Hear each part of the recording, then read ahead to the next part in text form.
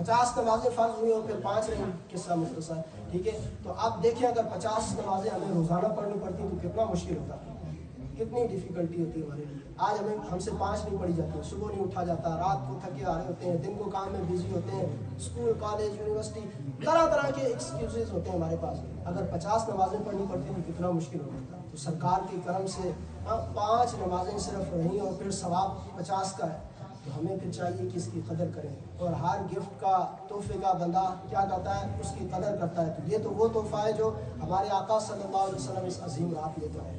جنت کو بھی ملاحظہ فرمایا، جہنم کو بھی ملاحظہ فرمایا، نعمتیں بھی دیکھی، عذابات بھی دیکھے، بہت ساری یعنی واقعات ہیں، لیکن چونکہ وقت اتنا نہیں ہے۔ اور پھر وہاں جب انعامات و اکرامات کی بارشیں ہوئی تو اس وقت بھی اشک بار ہوئے۔ کیوں؟ اپنے گناہ گار امتیوں کو یاد کرتے۔ اعلیٰ حضرت فرماتے ہیں نا، جو نہ بھولا ہم غریبوں کو رضا، یاد اس کی اپنی عادت کیجیے۔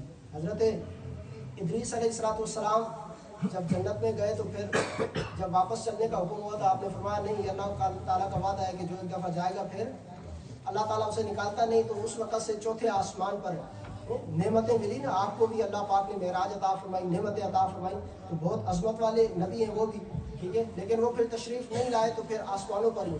لیکن ہمارے آقا صلی اللہ علیہ وسلم تو اس سے بھی آگے گئے، لا مقام میں گئے، اپنے رب کا دیدار کیا، مگر امت کو وہاں بھی یاد رکھا اور پھر واپس اپنی امت کے لیے تشریف لائے۔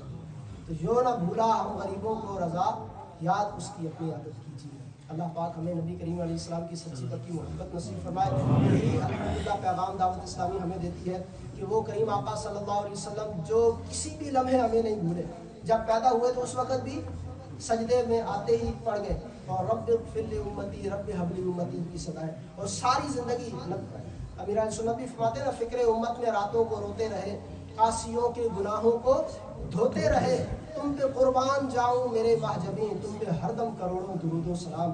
اور قیامت تک اپنی امتیوں کو قبر انور میں بھی یاد فرما رہے ہیں۔ اور قیامت والے دن بھی پوچھا گیا کہاں ڈھونڈے، فرمایا یا تو میزان عمل پر آؤ، یا آب کوثر پر آؤ، یا پھر پل صراط پر آؤ۔ رب سلم امتی، رب سلم امتی کی صداؤں سے میں اپنی امتیوں کو پار لگا رہا ہوں گا۔ یعنی قیامت والے دن بھی نہیں بھولیں گے تو ہم کیسے امتی ہیں؟